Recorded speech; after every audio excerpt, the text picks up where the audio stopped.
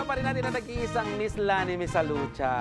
Ayan. Ang dami na natin napag-usapan. Oo nga. Siyempre, may mga, bilang isang singer, may paborito pa bang hinahangaan or paboritong singer si Miss Lani Misalucha? Oo naman. Oo, talaga. Oo naman. Katulad ng kanina pinag-usapan natin. Of course, Whitney Houston. Yes.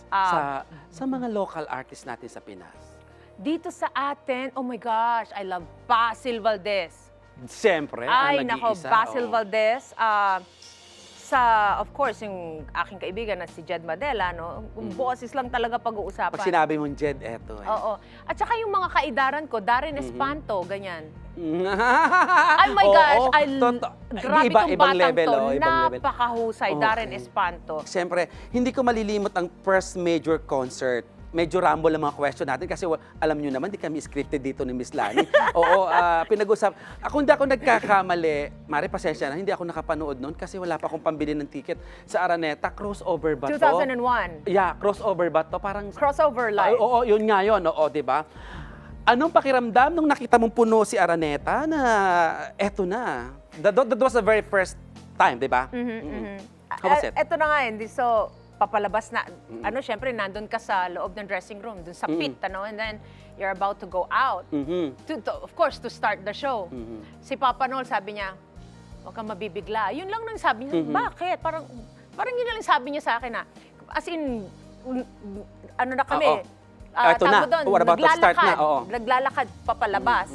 Sabi niya, huwag kang mabibigla Bakit? Ganun. Yung pala, talaga naman. Umaapaw. Puno Umaapaw talaga. To the rim. Oo. And to think na, alam mo yun na, nag-uumpisa pa lang ako noon. Hindi ba naman...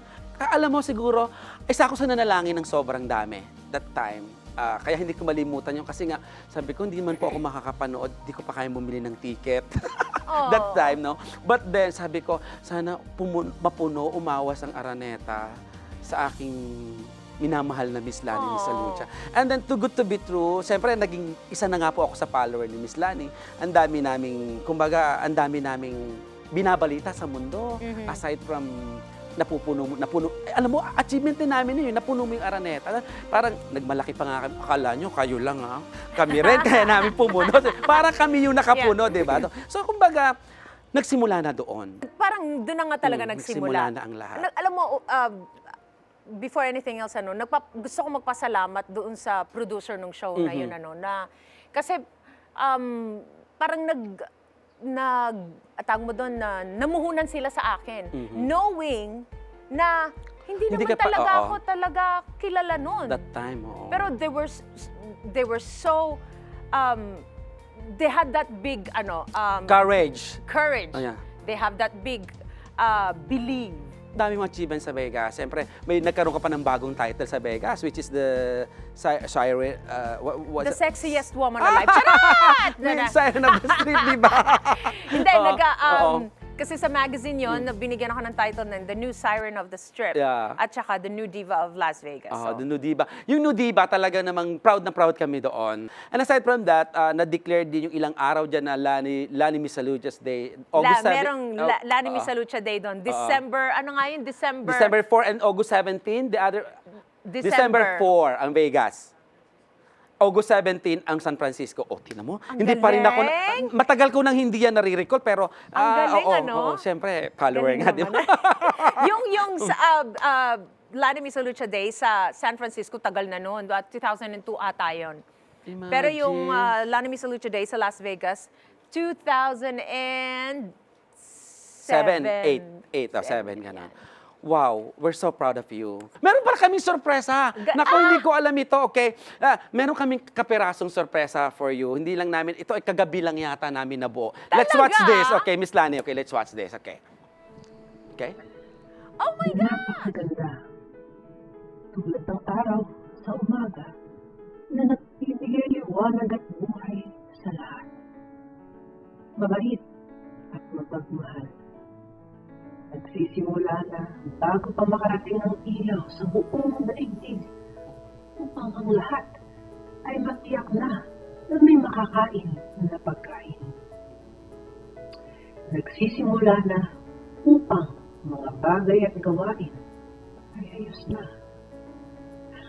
kanyang tinig ay nalulumbay na makakapagpagaling, papasaya, at magpuno ng pagmamahal sa tao.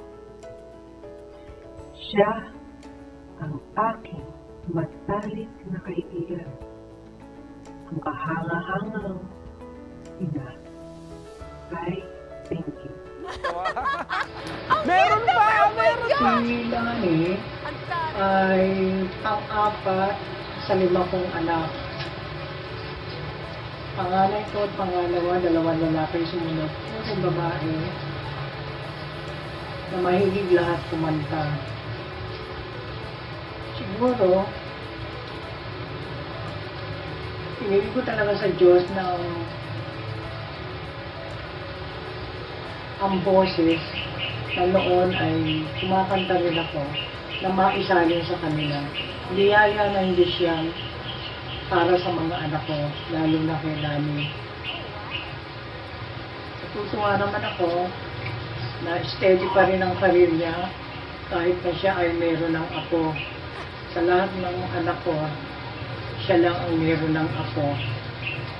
At natutuwa naman ako dumating na sa ganyang punto na meron na siyang apo,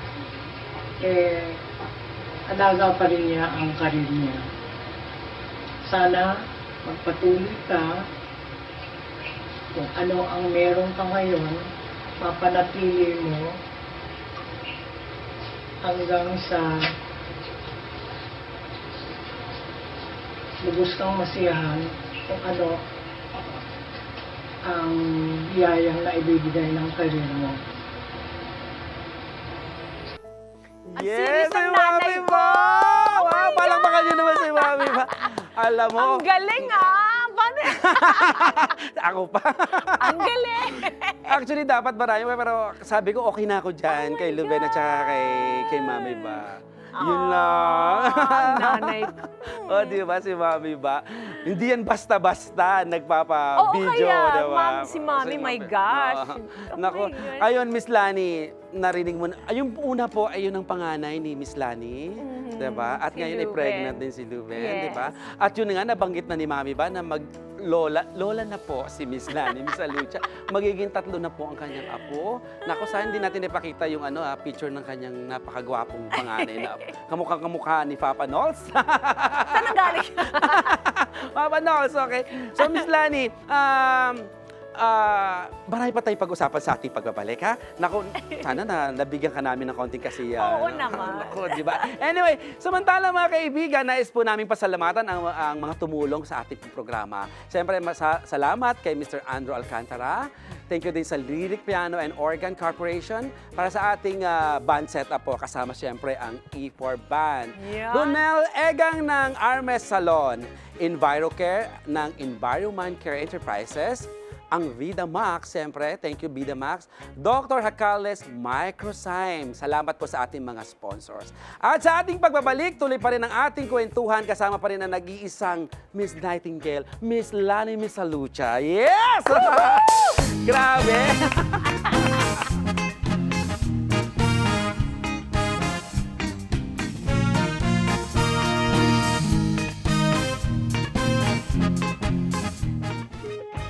Hello everyone! This is Neo, Kuya E de Padua, and I'm inviting you to please do subscribe to my newest YouTube channel, and don't forget to click the bell so you'll be updated po sa latest video ni Kuya E. And of course, don't forget to click the link below. Thank you so much! Stay happy and healthy! Wow.